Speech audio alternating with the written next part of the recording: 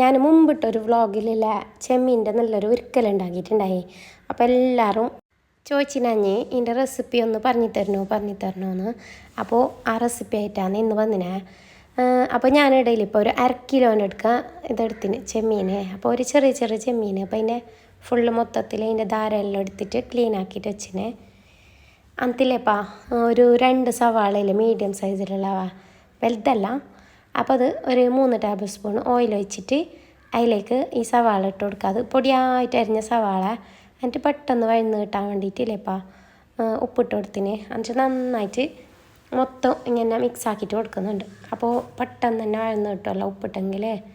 അപ്പോൾ ചെറിയ പൊടിയായിട്ട് തന്നെ കുഞ്ഞായിട്ട് തന്നെ ഇല്ല കട്ടാക്കിയിട്ട് എടുത്തത് ഈ സവാള. അപ്പോൾ അത് നന്നായിട്ട് വഴന്നിട്ട് വരാൻ വെച്ചിട്ടുണ്ട്. അപ്പോൾ ഞാൻ നേരത്തെ 1/2 കിലോന് ഇതെടുത്തിന് പറഞ്ഞിട്ടേ ഇത് ചെമ്മീൻ.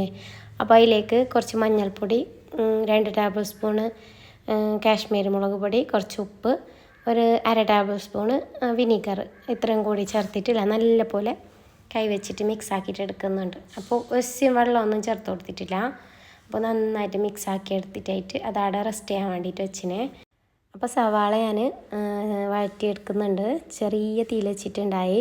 അപ്പോൾ നല്ല പോലെ വഴന്നിട്ട് വരുമ്പോൾ അതിലേക്ക് 2 പച്ചമുളക് നടുക കീറിയത് ഇട്ട് കൊടുത്തിന്. പിന്നെ 2-3 തണ്ട് കറിവേപ്പില. അപ്പോൾ അതും കൂടി ഇട്ട് കൊടുത്തിട്ട് നല്ല പോലെ വഴറ്റിയെടുക്കുന്നുണ്ട്.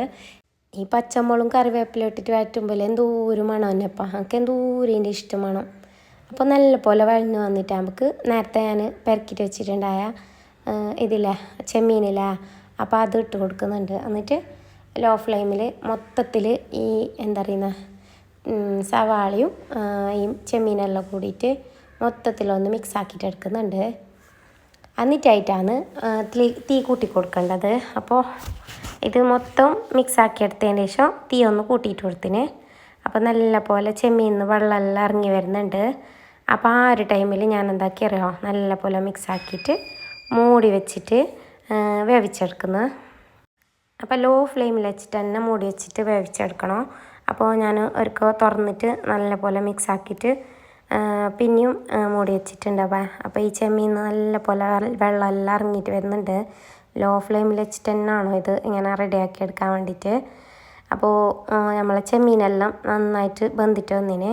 ഇനി ഇത് കുറച്ച് ഹൈ ഫ്ലെയിമിൽ കൂട്ടി വെച്ചിട്ട് ഇതിൻ്റെ വെള്ളമെല്ലാം കുറച്ച് വറ്റുന്നത് വരെ നമുക്ക് കുക്ക് ചെയ്തെടുക്കാം. അപ്പോൾ അല്ലേ തീ ഓഫ് ആക്കുന്നതിന് മുമ്പായിട്ടില്ലേ കുറച്ച് മല്ലിച്ചപ്പും പൊടിയായിട്ട് ഇങ്ങനെ കട്ടാക്കിയിട്ട് ഇങ്ങനെ ഇട്ട് കൊടുക്കുക. അപ്പോൾ തീ ഓഫ് ചെയ്ത് കൊടുക്കുക. അപ്പോൾ നമ്മുടെ അടിപൊളിയായിട്ടുള്ള ഇല്ലേ ചെമ്മീൻ്റെ ഉരുക്കലിടെ റെഡി ആയിന്. അപ്പോൾ ആരെങ്കിലും ഇങ്ങനെ ട്രൈ ആക്കാത്തതുണ്ടെങ്കിൽ ഒന്ന് ട്രൈ ആക്കി വെക്കുക. അപ്പോൾ എല്ലാവർക്കും ഇഷ്ടമാവും. അപ്പോൾ വീഡിയോ ഇഷ്ടമായെന്ന് കരുതുന്നു. ഇഷ്ടമായെങ്കിൽ എല്ലാവരും എൻ്റെ ചാനലൊന്ന് സബ്സ്ക്രൈബ് ചെയ്തിട്ട് അതിൻ്റെ തൊട്ടടുത്തുള്ള ബെല്ലൈക്കണും കൂടിയിട്ട് ഓൾ എനേബിൾ ആക്കണം.